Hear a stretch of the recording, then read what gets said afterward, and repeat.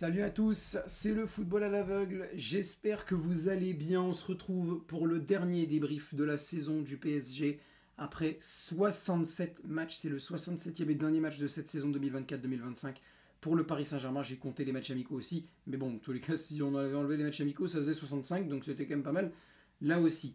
Fin de saison, terminé sur une défaite pour le PSG, 3 buts à 0 contre Chelsea, doublé de Cole Palmer et un but de João Pedro. Pour les joueurs de Chelsea, à noter que le PSG a fini à 10, expulsion de João Neves à la 85e. Pour les Parisiens, quoi dire de ce match? Rien, d'accord? Rien. Rien à dire. On est en vacances, c'est tout ce qui compte. On a soulevé la Ligue des Champions, c'est tout ce qui compte. On va rectifier quand même certaines choses. Le PSG, comme je l'ai dit, c'est leur 67e rencontre de la saison depuis le 13 août 2024. Évidemment, même depuis le 7 août 2024.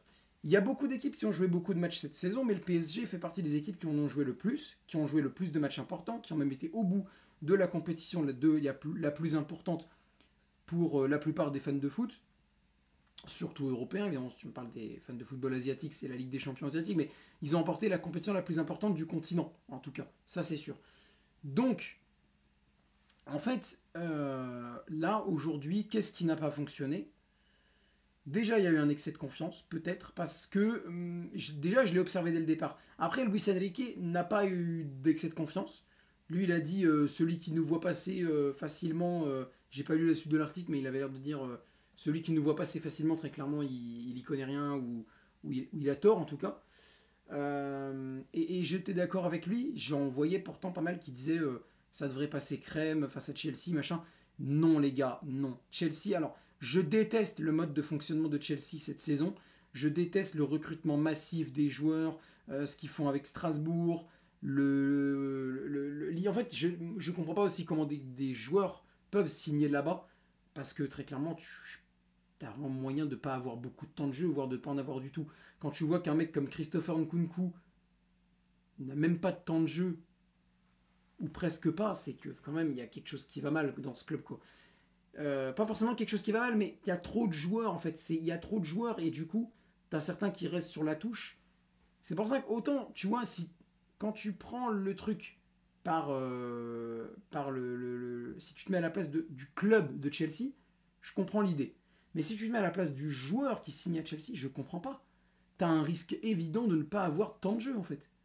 C'est ça le truc. Bref, donc cette équipe de Chelsea, malgré que je déteste son mode de fonctionnement, il faut dire que cette équipe de Chelsea, cette saison, elle s'est plutôt bien débrouillée. En championnat, ils ont fini quatrième. Ils ont remporté la Conference League avec quand même un dernier carré qui a été un petit peu plus compliqué. Bon, et je crois qu'ils ont joué en demi-finale. Ils ont joué contre le club suédois de Djurgården, donc ça a été. Mais en finale contre le Betis, ils ont galéré. Le Betis a quand même dû sortir la Fiorentina en demi-finale. Donc ça va, c'est pas non plus une coupe en bois. C'est une coupe moins importante et moins serrée peut-être que la Ligue Europa ou la Ligue des Champions, mais ça reste une coupe européenne que Chelsea a remportée avec brio en roulant sur la plupart de ses adversaires. Et dans cette Coupe du Monde des clubs, ils ont plutôt bien joué Chelsea. Ils ont un petit peu mal démarré, mais derrière, ça a été beaucoup mieux. Et quand tu vois le match qui sort contre Fluminense mardi, par exemple, je suis désolé, c'est clairement pas le match d'une équipe ratée. C'est clairement pas le match d'une équipe ratée. Donc cette équipe de Chelsea, là, ils ont du Neto, ailier gauche qui est très bon, João Pedro qui fait des débuts tonitruants et qui marque lors de ses 2 premiers matchs avec Chelsea. Très clairement, c'est pas du tout une équipe à sous-estimer et ça, je l'ai compris dès le départ. C'est pour ça que quand j'entendais certains dire que ça va être du gâteau, je disais non, non, non, non, non, non, non, non, ça va clairement pas être du gâteau, loin de là. Ça va clairement pas être du gâteau, loin de là. Maintenant, il y a de l'excès de confiance du coup, mais il y a aussi de la fatigue. Parce qu'encore une fois, c'est ton 67e match, parce qu'encore une fois, tu as disputé pas mal de matchs importants, parce qu'encore une fois, tu as aussi le voyage un peu partout, parce que tu es décalé de ville en ville, donc quand tu es déjà fatigué, parce que j'en vois certains, évidemment, oui, tout le monde est décalé de ville en ville, mais tout le monde n'a pas eu le taux de match que le PSG a eu cette saison. Donc la fatigue est plus importante quand tu te déplaces de ville en ville, fallait s'acclimater au décalage horaire qui est quand même important, et qui n'est pas le même suivant les villes américaines d'ailleurs. Je cherche évidemment des trucs, mais il faut se rendre compte aussi que les joueurs ne sont pas des robots. Ils peuvent pas tout le temps sortir des masterclass. Ils en ont sorti des belles. L'Atlético et le Real, on les a pulvérisés. Le Bayern Munich, ça a quand même très bien fini. Le match a certes mal commencé, mais ça a très bien fini. Le match contre l'Inter Miami est parfait aussi. Contre Botafogo et Seattle, c'est plus compliqué, mais parce que tu peux pas, encore une fois, tu peux pas tout le temps gagner. Tu peux pas tout le temps rouler sur tes adversaires, c'est comme ça. Moi, évidemment que j'aurais bien aimé qu'en Ligue des Champions, on ne perde jamais. J'aurais bien aimé qu'en Ligue 1, Nice et Strasbourg ne nous battent pas. J'aurais bien aimé qu'en Coupe du Monde des clubs, on remporte ce trophée contre Chelsea et qu'on roule sur Botafogo et qu'on roule sur Seattle. Mais on peut pas tout le temps faire ça, les gars. C'est pas possible.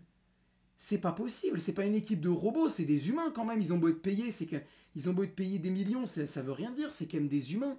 Ils ont leurs moments de fatigue, ils ont leurs gènes musculaires, ils ont leurs blessures. Achraf Hakimi, il a enchaîné presque 95% des matchs cette saison du PSG. Et je parle des matchs titulaires parce qu'en sortie de banc, il a dû tous les faire. Je pense que Hakimi est rentré. Hakimi a dû apparaître sur chaque match du PSG cette saison. Que ce soit en titulaire ou en sortie de banc, il a dû disputer tous les matchs du PSG cette saison. J'en suis presque persuadé. J'en suis persuadé. J'en suis persuadé à 99%. Nuno Mendes, c'est un peu mieux, mais presque pareil, parce que Lucas Hernandez, le temps qu'il revienne de blessure, c'était tout le temps Mendes, parce que Lucas Veraldo, on l'a un peu moins remis latéral gauche que la saison dernière, et quand Hernandez est revenu de blessure, on s'est rendu compte que son niveau était moins bon qu'il ne l'était avant. Donc Mendes a aussi enchaîné les matchs. Et c'est bizarre, oh bah tiens, c'est étrange, le danger principal aujourd'hui venait de la gauche et de la droite. Bah ouais, mais parce que les mecs ils sont cramés. Parce que les mecs ils sont cramés, et c'est la seule chose sur laquelle j'en veux un peu à Luis Enrique cette saison, parce que pour le reste, je m'incline, je m'agenouille et je lui embrasse les chaussures s'il faut, et je l'appelle mon maître et tout ce que tu veux. La seule chose que je retiens, que j'aime pas trop, c'est déjà la gestion de Yoram Zagué et de Warren Zaïre-Emery, et la gestion du poste de latéral droit en lui-même. Parce que encore que tu me dises Zagué et Zaïre-Emery, enfin Zagué surtout, parce que Zaïre Emery voulait l'utiliser milieu de terrain et c'est normal. Zagué, ouais, il n'a pas le niveau, à l'entraînement ça marche pas, machin. D'accord. Mais à ce moment-là, il fallait recruter au mercato hivernal. Même au mercato estival, d'ailleurs, il fallait recruter au mercato estival. Et limite, tu recrutes pas au mercato estival. Tu veux pas recruter au mercato estival, eh ben tu laisses pas Moukielé partir en prêt. Si tu veux absolument que Moukielé parte en prêt, eh ben d'accord, mais tu comptes sur Zagué. Si tu veux pas compter sur Zagué, d'accord, mais tu recrutes au moins au mercato hivernal. Aucune de ces solutions n'a été trouvée. Aucune. Aucune. T'as voulu laisser partir Moukielé en prêt, soit, mais prends un remplaçant. T'as pas pris de remplaçant, soit, mais compte sur Zagué. T'as pas compté sur Zagué, soit, mais récupère quelqu'un au mercato hivernal. T'as pas récupéré quelqu'un au mercato hivernal. Qu'est-ce que tu veux faire de plus? On a eu, rendez-vous compte, hein, on a eu une énorme chance incroyable que Achraf Hakimi ne se blesse pas plus gravement. Il s'est pas blessé de fou, il a même jamais été absent. Il a été un peu éloigné des terrains, mais tu mettais Zaïre Emery à droite. Mais on a eu une chance exceptionnelle, et rendez-vous compte de ça, que Hakimi ne se blesse pas, ne se fasse pas les ligaments ou un truc dans le genre. Maintenant que la fin de la saison est arrivée, on peut le dire. On a eu une chance stratosphérique qu'il ne se fasse pas une blessure de fou. Parce qu'on se serait retrouvé dans une merde qui aurait pu être évitée si tu avais eu soit, l'idée de conserver Moukielé, 2, l'idée de récupérer quelqu'un au mercato estival, 3, l'idée de compter sur Zagué, 4, l'idée de récupérer quelqu'un au mercato estival, au mercato hivernal. Aucune de ces 4 solutions n'a été faite. Aucune. Aucune. Même dans les matchs contre Espalier et Le Mans, Zagué n'était pas là. Zagué n'était pas titulaire. Limite, je crois qu'il rentrait même pas. Il rentrait un tout petit peu, mais il n'était pas titulaire, jamais.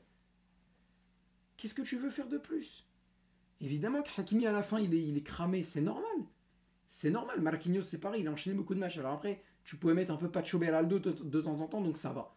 Mais les joueurs du PSG ont enchaîné beaucoup de matchs cette saison. On ne peut pas tout gagner, les gars. Donc là, oui, aujourd'hui, on a perdu. La manière est vraiment dommage parce que tu te fais prendre trop facilement en contre. En 1 contre 1, tu te fais fumer.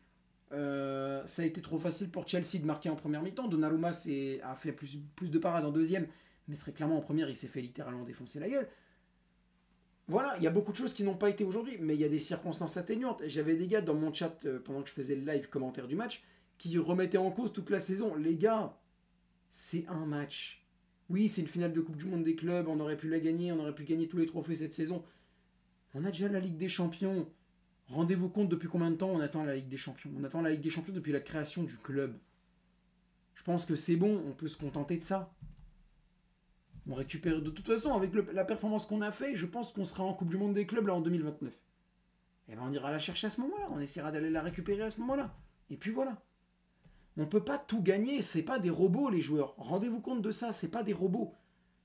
Ils ont fait une saison du 7 août 2024 au 13 juillet 2025. Rendez-vous compte qu'il y a certaines équipes de Ligue 1, dont Lens et Nice, qui ont commencé leur saison 2025-2026 au moment où le PSG était en quart de finale d'une coupe de sa saison 2024-2025. Lens a disputé deux matchs de préparation de sa saison 2025-2026. Paris n'avait pas encore fini sa saison 2024-2025. Rendez-vous compte de ça. Évidemment, il y en a qui vont venir nous expliquer que oui, mais ils auraient pu ne pas la jouer, machin. Mais ils l'ont joué. Ils l'ont joué. Ce qui est fait est fait. Je suis pas sûr qu'ils auraient pu refuser la Coupe du Monde des clubs. Déjà de 1. Mais de 2, au pire, ils l'ont fait. Donc quoi? Ils l'ont fait, donc quoi? On doit en vouloir aux joueurs. C'est pas les joueurs qui ont décidé d'y aller, c'est les entraîneurs. C'est l'entraîneur, c'est les dirigeants. On ne doit pas en vouloir aux joueurs de ça. Je suis désolé. Donc voilà, fin du game. On a perdu ce match-là. On a gagné suffisamment de coupes cette saison pour que j'en ai rien à foutre. Et puis voilà, fin du game. Fin du game. Fin de cette saison. Partez en vacances. Reposez-vous pour 3 semaines. Moi, j'aurais bien aimé qu'on ne reprenne pas le 4 août, qu'on reprenne plus tard. Quitte à avoir une préparation moins bonne pour le match contre Tottenham et quitte même à perdre le match. En vrai, frérot, une super Coupe d'Europe, excuse-moi, je suis prêt à m'en séparer. Hein. Vraiment, il y a un moment... voilà. Donc, fin du match, fin de la saison. Paris est pour moi la meilleure équipe du monde, très clairement. Paris est la meilleure équipe du monde.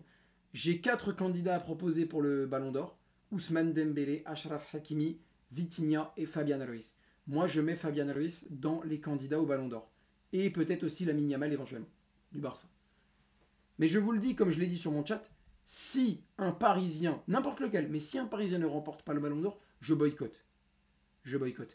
Déjà parce que j'ai envie de boycotter depuis longtemps, parce que c'est une cérémonie qui ne favorise pas le côté collectif du football. Donc déjà, pour moi, ça tue le truc.